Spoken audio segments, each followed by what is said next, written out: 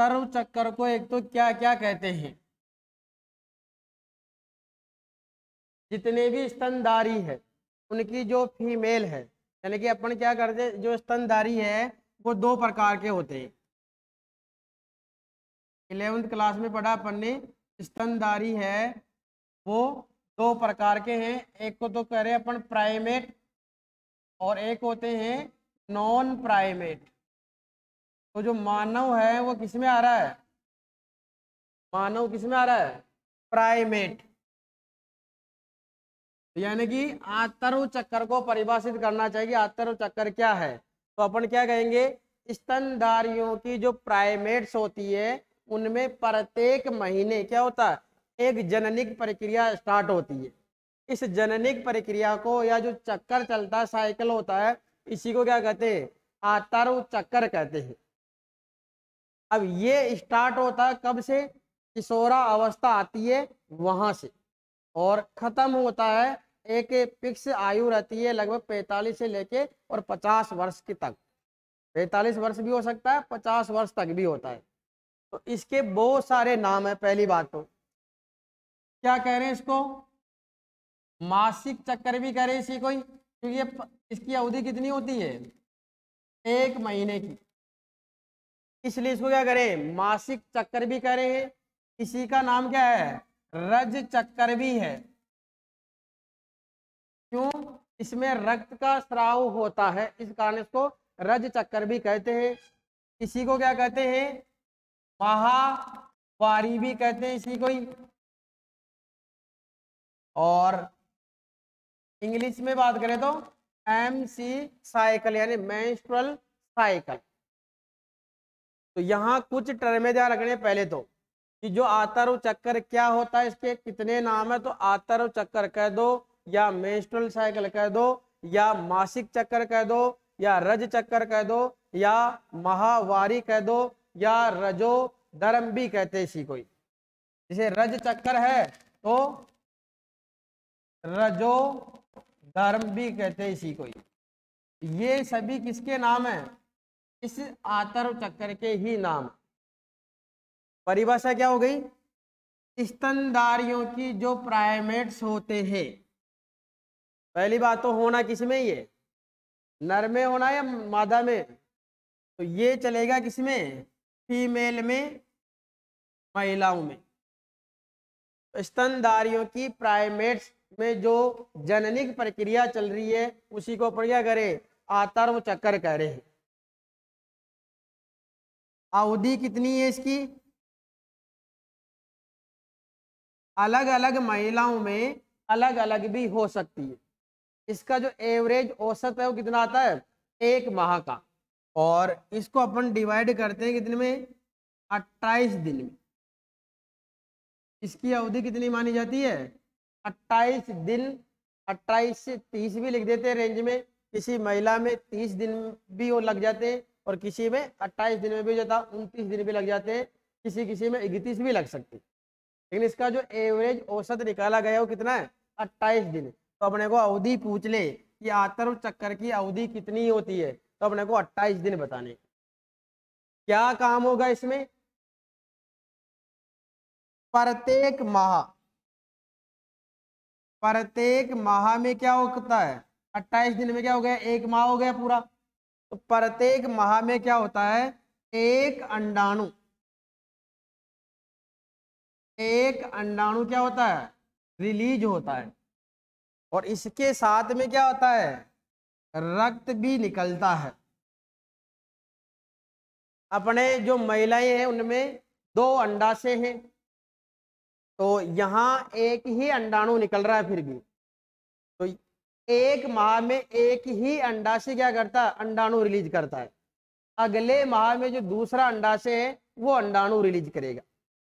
अब सीधा कोई समझ ले कि 2 अंडाशय है तो 2 अंडाणु रिलीज हो जाएंगे, ऐसा नहीं है। 1 माह में एक ही अंडाशय काम करता है, और अगले माह में दूसरा जो जिसने पहले काम नहीं किया वो अंडाशय काम करेगा। तो क्वेश्चन पूछे कि कितने अंडाणु रिलीज होंगे प्रत्येक आतरु चक्कर में? क्योंकि 1 माह में एक साइकिल पूरा हो जाएगा इसका, तो मैं इसे कह दूं प्रत्येक माह बोल दे या प्रत्येक आतरु चक्कर में कितने अंडाणु रिलीज होंगे, तो कितने होंगे, एक ही अंडाणु होगा। और इसके साथ में रक्त तो आएगा इसे, अभी अपन आगे डिस्कस करेंगे, इसको 4 अवस्थाओं में बांट के पढ़ेंगे। तो कब अंडाणु आ रहा, कब रक्त आ रहा, उसकी बाद में बात कर रहे हैं। तो यहाँ बेसिक चीज ध्यान में रखना, सबसे पहले आतरु चक्कर क्या होता है। तो जितने स्तनधारी है, इसमें अपन मुख्य रूप से पढ़ रहे मानव के बारे में। तो स्तनधारियों की जो प्राइमेट्स है, मादाएं, उनमें जननिक प्रक्रिया चल रही है, उसी को अपन कह रहे आतरु चक्कर या मेंस्ट्रुअल साइकिल कह रहे हैं। ये केवल किन में होगा, फीमेल में होगा। इसको क्या क्या कह सकते हैं अपन, मासिक चक्र भी कह सकते हैं, रज चक्कर भी कहते हैं इसी को ही, माहवारी भी कहते हैं, मेंस्ट्रुअल साइकिल भी कह रहे हैं, और रजोधर्म भी कह रहे हैं इसी को ही। अब 2 अवस्थाएं अपने को ध्यान रखनी है। एक तो है रजोदर्शन, रजोदर्शन, और एक है रजो निवर्ती। इसको कह रहे हैं मेनार्क, और इसको कह रहे हैं मेनोपॉज। ये दोनों चीजें क्या है, टर्म में विशेष ध्यान रखना है। जब किसी भी महिला में पहली बार जो आतरु चक्कर हो रहा है, उस अवस्था को तो क्या कह रहे हैं, रजो दर्शन कह रहे हैं। प्रथम आतरु चक्कर जो चल रहा है, इसी को क्या कह रहे हैं अपन, रजो दर्शन कह रहे हैं। और इसकी आयु कितनी मानी गई है, कब स्टार्ट होगा आतरु चक्कर, जब किशोरा अवस्था आएगी, प्यूबर्टी आएगी। तो आयु क्या है, किशोरा अवस्था, या अपन कह सकते हैं प्यूबर्टी। और ये कितनी मानी गई है, 11 से लेके और 14 वर्ष के बीच में, कभी कभी 10 से 14 वर्ष भी बोल सकते हैं। और फिर ये पर्टिकुलर महिलाओं के ऊपर डिपेंड कर रहा है, किसी में 11 वर्ष भी होंगे, किसी में 12 वर्ष भी होंगे। तो जैसे ही किशोर अवस्था आएगी, वहां क्या होंगे, हार्मोन रिलीज होंगे, कौन से, हाइपोथैलेमस के द्वारा। कौन सा, GnRH रिलीज होगा, जिससे क्या होता है, ये प्रक्रिया स्टार्ट होती। तो प्रथम जो आतरु चक्कर चल रहा है, इस अवस्था को क्या कहा गया है, रजोदर्शन। अंग्रेजी में बात करें तो मेनार्क या मेनार्च कह रहे हैं इसको। और जब खत्म हो जाएगा, जब बंद हो जाएगा आतरु चक्कर, तो मैं उसको क्या कह सकता हूं, अंतिम आतरु चक्कर भी कह सकते हैं अपन, या अपन ऐसा भी बोल सकते हैं, आतरु चक्कर क्या हो गया, बंद हो गया। तब उस अवस्था को क्या करें, रजो निवर्ती या मेनोपॉज कह रहे हैं उसको अंग्रेजी में। और इसकी आयु कितनी मानी गई है, 45 से और 50 वर्ष। यदि रेंज में आता है तो 45 से 50 ध्यान रखना है। यदि आ जाए 40, 45, 50, 55, तो फिर क्या ध्यान में रखना अपने को, 50 वर्ष। क्या याद में रखना, 50 वर्ष। तो यहाँ 2 विशेष टर्म में ध्यान रखनी है अपने को। रजो दर्शन क्या होता है, प्रथम बार जो आतरु चक्कर प्रारंभ होता है, उस अवस्था को करें रजो दर्शन। आयु कितनी है, जो किशोरा अवस्था प्रारंभ होती है, लगभग अपन कह सकते हैं 10 से लेके और 14 वर्ष के बीच में। ये डिपेंड करेगा अलग अलग महिलाओं के अनुसार, 11 भी, 12 भी, 13 भी। अंतिम जो आतरु चक्कर चल रहा है, या जब आतरु चक्कर बंद हो जाता है, तो वो क्या कहलाता है, रजो निवर्ती कहलाता है, मेनोपॉज कहलाता है। और आयु बताई गई कितनी, 45 से 50 वर्ष। यानी कि ये जो अब स्टार्ट हुआ कितना, किशोरा अवस्था से लेके अभी अपन मान लो कि 12 वर्ष मान लिया, और इधर अंत में कितना हो गया, 50 वर्ष। तो 12 से और 50, ये जो बीच की अवधि है, ये क्या कहलाएगी, जनन अवधि मानी जाएगी, किसमें, फीमेल में। यानी कि इस आयु के बीच में ही क्या हो सकता है, वो संतति उत्पन्न कर सकती है। बाद में इधर अंडाणु बनना ही बंद हो जाएंगे तो निषेचन होगा ही नहीं, और निषेचन नहीं होगा तो संतति भी नहीं बनेगी। तो ध्यान रखना, इन दोनों के बीच की जो आयु है या जो जितना भी समय है वो क्या कहलाता है, महिला में जनन अवधि माना गया है। इससे पहले यदि सेक्सुअल रिलेशन बनता है तो यहाँ अंडाणु तैयार नहीं है, अंडाणु तैयार नहीं है तो यानी कि संतति उत्पन्न नहीं हो सकती। इसके बाद में भी यदि कोई सेक्सुअल रिलेशनशिप बनता है तो भी यहाँ अंडाणु अवेलेबल नहीं है तो यानी कि यहाँ भी संतति नहीं बन सकती। तो जनन अवधि कितनी का है, इन दोनों अवस्थाओं के जो बीच का समय है इसी को माना गया है जनन अवधि। यानी कि इसके दौरान यदि कोई सेक्सुअल रिलेशनशिप बनता है तो यानी कि यहाँ क्या होगा, संततियां उत्पन्न होने की संभावनाएं बनेगी। जो आतारु चक्र है इसको मुख्य रूप से 4 अवस्थाओं में बांटा गया है। अवस्थाएं कितनी इसकी, 4 अवस्थाएं बताई गई है। पहली है ऋतुस्राव, ऋतुस्राव भी कह सकते हैं और रक्तस्राव भी कह सकते हैं इसी को। दूसरी अवस्था कुट्टकीय अवस्था,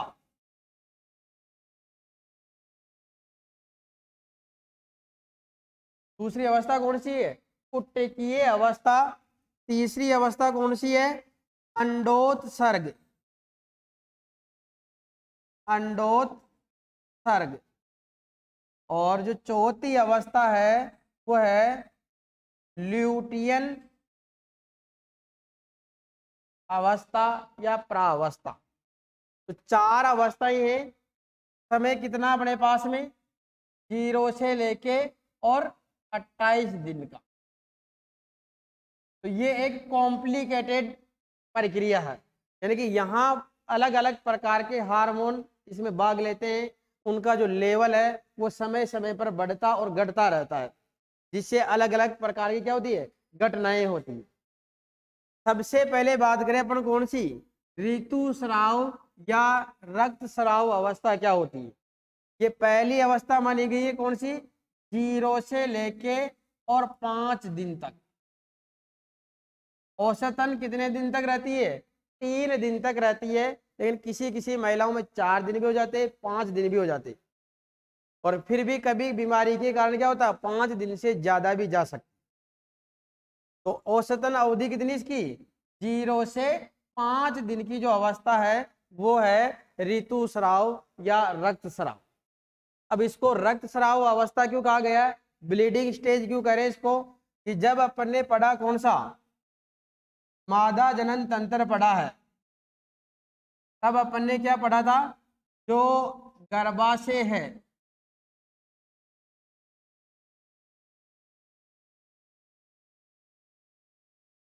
गर्भाशय की जो भित्ति है वो कितनी दीवारों की बनी हुई है, 3। ये जो भाग है ये क्या है, गर्भाशय, और गर्भाशय की भित्ति बनी हुई है 3 परतों से। उनमें से एक अंदर वाली जो परत है वो कौन सी है, एंडोमीट्रियम, एंडोमीट्रियम। ये संरचना क्या है, अंडाशय, अंडाशय के अंदर क्या बनेगा, अंडाणु, और ये अंडाणु कहाँ पहुंचेगा, इस फेलोपियन नलिका में पहुंचेगा। ये यहां से इधर से क्या चलता हुआ आएगा, शुक्राणु आएगा, और दोनों में यहाँ पे क्या होगा, जो एम्पुला भाग है यहाँ पे निषेचन हो जाएगा, और जो युग्मनज है वो जायगोट बन जाएगा, और जायगोट आगे किस में बदल जाएगा, एम्ब्रियो भ्रूण में बदल जाएगा। और जो भ्रूण है उसका विकास कहाँ होगा, इस गर्भाशय की दीवार पे। तो इम्प्लांटेशन प्रक्रिया और वो पूरी होके और यहीं पे विकास चलता रहेगा। ये तो बात कर रहे हैं जब निषेचन प्रक्रिया हो गई है। तो यदि निषेचन नहीं हुआ है तो ये जो गर्भाशय की जो एंडोमीट्रियम है, ये एंडोमीट्रियम टूटती है, जिसके कारण इसकी जो कोशिकाएं हैं जिनमें रक्त भरा हुआ है, वो रक्त क्या होता है, बाहर निकलने लगता है। और जो ये अंडाणु रिलीज होके आया था, ये अंडाणु भी साथ साथ में क्या होता है, निकल के और बाहर आता है। इसी कारण इसको क्या कह रहे हैं, रक्त स्राव कह रहे हैं, क्योंकि इसमें क्या हो रहा है, एंडोमीट्रियम का जो रक्त था वो भी क्या हो रहा है, बाहर निकल रहा है। और कितना अंडाणु रिलीज हो गया, एक अंडाणु रिलीज हो गया। अब ये तो हो गया घटनाक्रम पहली स्टेप का। अब जैसे ही पहली स्टेप पूरी हो गई, तो वापस आगे जो समय बच रहा उसमें क्या क्या घटनाएं होगी। पहली अवस्था हो गई कौन सी, ऋतुस्राव या रक्त स्राव अवस्था। इसकी अवधि है 0 से 5 दिन। और इस अवस्था में क्या होता है, यदि निषेचन नहीं होता है तो अंडाणु और अंडाणु के साथ में क्या, एंडोमीट्रियम है, जो गर्भाशय की सबसे अंदर की परत है या लेयर है, आवरण है, इसकी जो रक्त कोशिकाएं है वो भी टूट के और क्या होती है, बाहर निकल के आती है। इसी कारण अपन इसको करें रक्त स्राव अवस्था करें इसको। दूसरी अवस्था कौन सी, पुत्रकीय अवस्था। जब भी अपन ने पढ़ा अंडाशय की आंतरिक संरचनाएं पढ़ी है, अंडाशय की जो आंतरिक संरचना देखी थी, उसमें अपन ने क्या देखा था कि अलग अलग प्रकार की जो पुट्टिकाएं हैं उनका निर्माण हो रहा था, जिसमें अपन ने सबसे पहले शुरुआत की थी, एक तो होती है प्रीमोर्डियल संरचना। इससे क्या बनेगी, प्राथमिक प्राइमरी फॉलिकल, प्राथमिक पुट्टिका बनेगी। इससे क्या बनेगी, सेकेंडरी फॉलिकल, द्वितीयक पुट्टिका बनेगी। द्वितीयक पुट्टिका से क्या बनेगी, टर्सरी फॉलिकल, तृतीयक पुट्टिका बनेगी। और तृतीयक पुट्टिका अंत में किसमें बदल जाती है, एक विशेष संरचना में बदल जाती है, जिसको कहा जाता है, आकार में बड़ी होती है, और इसको कहा कहते हैं अपन क्या, ग्राफियन पुट्टिका कहते हैं इसका, ग्राफियन पुट्टिका। यहां 2-3 विशेष बातें ध्यान रखनी है अपने को। जब भी किशोरा अवस्था आई थी तब क्या था, हाइपोथैलेमस, हाइपोथैलेमस, हाइपोथैलेमस ने रिलीज किया था कौन सा, GnRH। और ये GnRH कहाँ जाता है, पीयूष ग्रंथि के पास। पीयूष ग्रंथि भी 2 प्रकार की है, उनमें जाता है ये अग्र पीयूष ग्रंथि के ऊपर, और उसको प्रेरित करता है कौन से, गोनेडोट्रोपिन हार्मोन रिलीज करने के लिए। तो ये 2 हार्मोन रिलीज करता है, एक है LH और दूसरा है FSH। तो यहाँ LH का नाम तो है क्या, ल्यूटिनाइजिंग हार्मोन, ल्यूटिनाइजिंग हार्मोन। और FSH का है फॉलिकल स्टिमुलेटिव या स्टिमुलेटिव हार्मोन, पुट्टिकीय प्रेरक हार्मोन। तो ये पुट्टिकीय प्रेरक हार्मोन क्या करता है, इन पुट्टिकाओं को क्या करता है, विकसित कराने का काम करता है। इनमें अलग अलग परतों का निर्माण होता जाता है, जिसके अनुसार अपन इनको क्या बोलते रहते हैं, प्राथमिक से द्वितीयक, द्वितीयक से तृतीयक, तृतीयक से ग्राफियन पुट्टिका।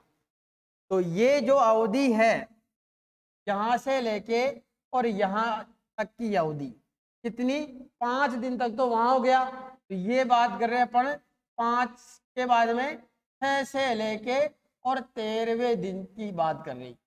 तो पुट्टिकीय अवस्था कितने समय तक हो रही है, 6 से लेके और 13 दिन तक क्या चल रही है, पुट्टिकीय अवस्था चल रही है, जिसमें इन पुट्टिकाओं का निर्माण हो रहा है। पुट्टिकाओं के अंदर क्या है, अंडाशय के अंदर क्या था, ऊगोनिया, जिसको अपन ने नाम क्या दे रहे हैं अपन, प्राथमिक ऊसाइट या फिर द्वितीयक ऊसाइट। तो जो ग्राफियन पुट्टिका होती है, इसमें क्या होता है, ये एक विशेष संरचना ध्यान रखनी है अपने को, जिसको कह रहे हैं द्वितीयक oocyte कह रहे हैं, द्वितीयक oocyte। और द्वितीयक oocyte कैसा होता है? अगुणित होता है, यानी कि इसमें गुणसूत्रों की संख्या कितनी रहेगी? 23 रहेगी, विशेष ध्यान रखें। तो जो ये पुट्टिकाओं का परिवर्तन हुआ है या जो इनका विकास हुआ है, ये तो हो गई अपने दूसरी अवस्था, कौन सी? पुट्टिकीय अवस्था। और कौन सा हार्मोन काम में आया? FSH, follicle stimulating hormone. यहाँ एक और विशेष बात रखनी है, ये जो पुट्टिकाएं हैं ये खुद भी क्या करती है? हार्मोन रिलीज करती है, जिनको क्या कहते हैं? पुट्टिकीय हार्मोन बोलते हैं। जो पुट्टिकाएं हैं वो कौन सा हार्मोन रिलीज करती है? एक तो है एस्ट्रोजन और दूसरा है प्रोजेस्टेरोन। क्वेश्चन आए पुट्टिकीय हार्मोन या अंडाशय हार्मोन कौन से हैं? तो पुट्टिकाएं कहाँ बन रही है? अंडाशय के अंदर बन रही है, इसलिए अपन इनको पुट्टिकीय हार्मोन भी कह दो या फिर अंडाशयी हार्मोन कह दो। और ये दोनों हार्मोन किसके हैं? ये है पीयूष ग्रंथि के। तो महिलाओं में 4 हार्मोन इन्वॉल्व होंगे और इनका लेवल क्या होता है? घटता बढ़ता रहता है। प्रत्येक दिन में क्या होता है? इनका लेवल कम ज्यादा होता रहता है। तो ये तो बात नहीं, कौन सी? पीयूष ग्रंथि के जो हार्मोन है उनमें से जो एफएसएच हार्मोन है उसने जो पुट्टिकाएं हैं उनका विकास कर दिया और लास्ट तक में क्या बना दिया? ग्राफियन पुट्टिका बना दिया है, जिसके अंदर एक संरचना है जिसका नाम है द्वितीयक oocyte। और द्वितीयक oocyte कैसा होता है? अगुणित होता है। गुणसूत्रों की संख्या कैसी है? 23 ऐसी। ये यहां तक ध्यान रखना है। ये पूरी अवधि क्या कहलाती है? पुट्टिकीय अवस्था कहलाती है। और जैसे जैसे ये बदलती है वैसे वैसे क्या होता है? इनसे हार्मोन रिलीज होता है, जिनको कह रहे हैं पुट्टिकीय हार्मोन। और 2 नाम ध्यान रखने, एस्ट्रोजन प्रोजेस्टेरोन। अभी इनका लेवल क्या है? कम है। अभी लेवल किसका बढ़ा हुआ है? एफएसएच का। तो यही काम कर रहा है अभी। अब इसके बाद में आती है कौन सी? तीसरी अवस्था। तीसरी अवस्था का नाम क्या है? अंडोत्सर्ग। अंडोत्सर्ग, ओव्यूलेशन। तीसरी अवस्था है अंडोत्सर्ग ओव्यूलेशन। 13 दिन की बात हो गई। अब बात कर रहे हैं अपन कौन सी? 14वें दिन की बात।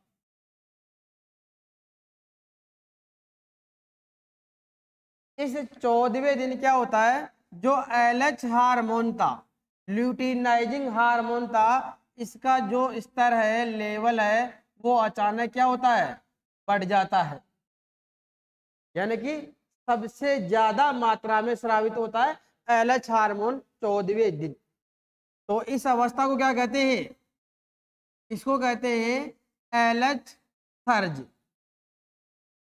ये टर्म भी ध्यान रखना। एलएच सर्ज क्या है? तो जो ल्यूटिनाइजिंग हार्मोन है इसका स्तर 14वें दिन काफी बढ़ जाता है। इसी अवस्था को कहा गया है एलएच सर्ज। तो इसके कारण क्या होता है? जो ग्राफियन पुट्टिका थी,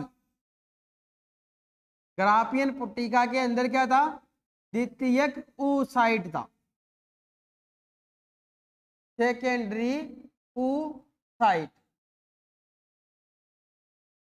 इसके ऊपर आता कौन? ये एलएच हार्मोन। और एक्ट करने से क्या होता है? ये जो ग्राफियन पुट्टिका थी इसका आवरण टूट जाता है। इसके कारण जो अंदर संरचना पड़ी हुई है कौन सी? द्वितीयक oocyte। ये द्वितीयक oocyte क्या होता है? इस आवरण से बाहर निकलता है। इसी को अपन क्या करें? ये जो द्वितीयक oocyte है इसी के माध्यम से क्या होता है? ये बाहर निकल जाता है। यहां विशेष ध्यान रखना है, जो रिलीज हुआ है उसका क्या नाम है? द्वितीयक ऊसाइट। लेकिन अपन यहां क्या पढ़ रहे हैं, अंडोत्सर्ग, यानी कि ट्यूशन क्या दिया जाता है कि अंडाणु कब रिलीज होता है, तो 14वें दिन जो घटनाक्रम हो रहा है उसको कहे तो अपन क्या रहे हैं, अंडोत्सर्ग। इसका सीधा सीधा मीनिंग तो क्या होता है कि अंडाणु रिलीज हो जाएगा इस दिन। तो जो ग्राफियन पुट्टिका थी उसमें अंडाणु नहीं बना था अभी तक क्या बना था, द्वितीयक oocyte बना था। और ये द्वितीयक oocyte ही क्या होता है, 14वें दिन बाहर आता है। इससे इस ग्राफियन पुट्टिका से, यानी कि अपना जो अंडाशय है उससे बाहर निकल जाता। तो अंडाशय से कह दूं मैं कि अंडाणु, या फिर अपने को एग्जैक्ट लेना है तो क्या, द्वितीयक oocyte का बाहर निकलना, ये प्रक्रिया क्या कहलाती है, अंडोत्सर्ग कहलाती। और इसमें कौन सा हार्मोन इन्वॉल्व हो रहा है, LH हार्मोन। ये बात हो गई तीसरी अवस्था की। अब जो चौथी अवस्था है वो कौन सी है, ल्यूटियन अवस्था। द्वितीयक oocyte रिलीज हो गया, जो किसके द्वारा कैच कर लिया जाता है, जो फेलोपियन ट्यूब है उसका जो फिम्बरी भाग है उसके द्वारा उसको अंतर्ग्रहित कर लिया जाता है, यानी कि अंडवाहिनी के अंदर ले लिया जाता है उसको। वहां जाके जब शुक्राणु अटैच होगा उससे, यानी कि निषेचन प्रक्रिया होगी, तब जाके उसमें क्या बनेगा, वहीं ओयुम का निर्माण होगा, जो अपन आगे वाले टॉपिक में पढ़ेंगे। तो चौथी अवस्था की बात कर रहे हैं अपन, जिसका नाम है ल्यूटियन अवस्था। ये कितने दिन के लिए हो गई, 15 से लेके और 28 दिन के बीच। इस अवस्था में क्या हो रहा है, द्वितीयक oocyte तो रिलीज हो गया, जो बचा हुआ आवरण था किसका, ग्राफियन पुट्टिका का, ये आवरण तो किस में बदल जाता है, ये बदल जाता है कार्पस ल्यूटियम में। और कार्पस ल्यूटियम क्या है, ये है एक अंतःस्रावी ग्रंथि।